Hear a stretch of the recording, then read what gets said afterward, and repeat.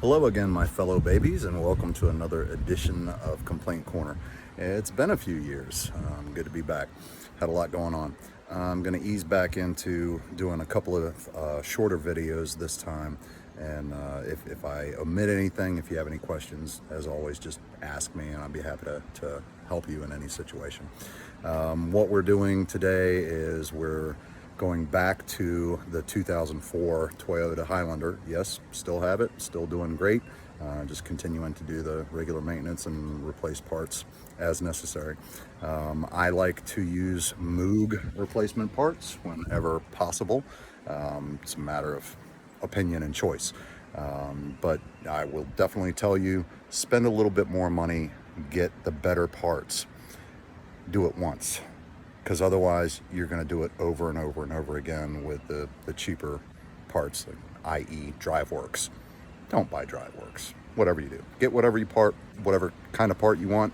Just don't get DriveWorks. Anyway, this one's going to be, like I said, relatively short, truncated from what I normally do. I'll do it in sections and then follow up with any questions. Really basic work today, very straightforward, very simple. It's a lot of you won't need this information, but if you've never done it, you've never done it, and that's why I do these little videos. So hopefully it will help somebody who just doesn't know what they need to do. All right, I've already pulled off the front wheel and set it aside to get things going a little bit quicker. What we're going to do is we're going to replace the outer tie rod end today and the sway bar or stabilizer bar link.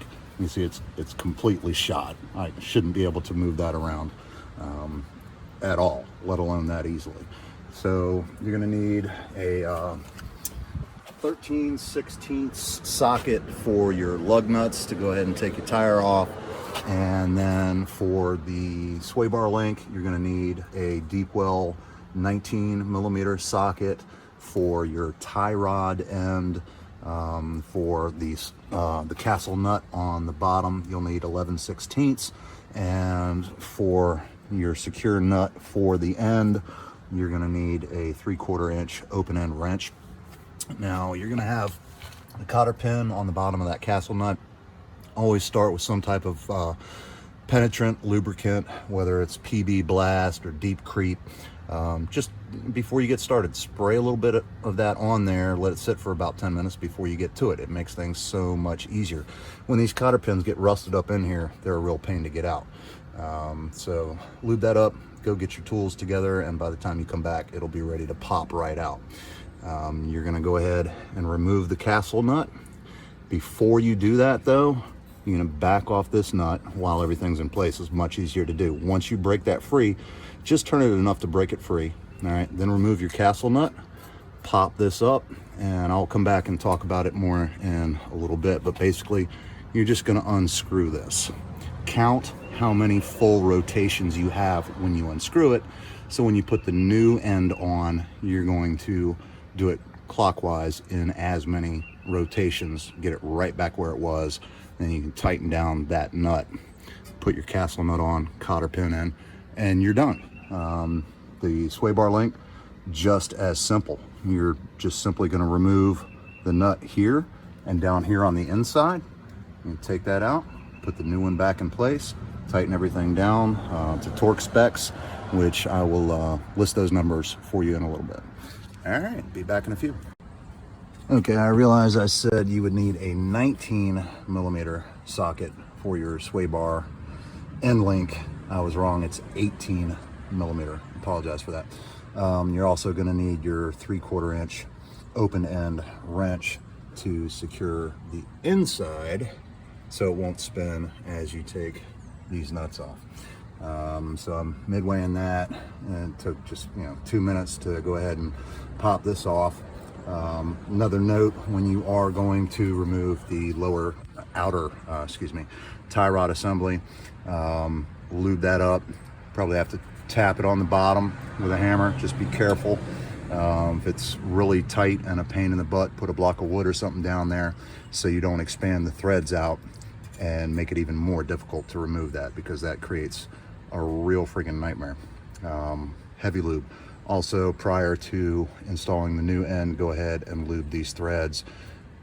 Make sure that they don't have any debris inside the thread area, that they're clean, ready to accept the new one.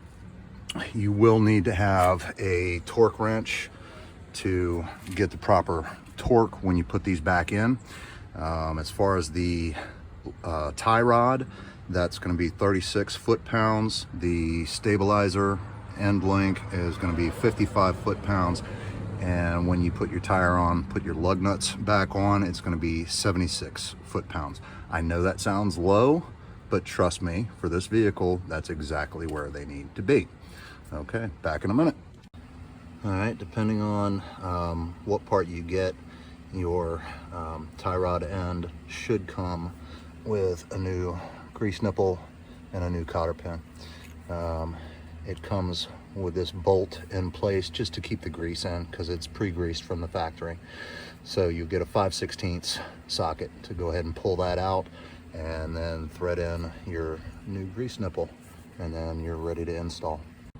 Another note, depending on which brand of stabilizer bar end link you get, some of them, like the one that I removed, as you saw, you can put the open end wrench on the back side of it to keep it from spinning while you remove or tighten the nut. Some of them have an idiot design, which actually will require you to use an Allen wrench to put right in the center to hold it in place and prevent it from spinning. And then you're pretty much left with, you know, sliding up. You get the idea. Sliding up an open end to put it in place, and you got to hold the Allen wrench still while you tighten or loosen the nut. Hate that design, but this is what was available, and it's kind of a emergency quick replacement. I'll go back at a later time and put a new Moog bar in there, but for now, it's the best quality I could get locally. Perfect timing. Just finished the job right as it's starting to rain. Anyway, I hope this was helpful to somebody, and if there's any questions at all, please let me know. Thanks for watching.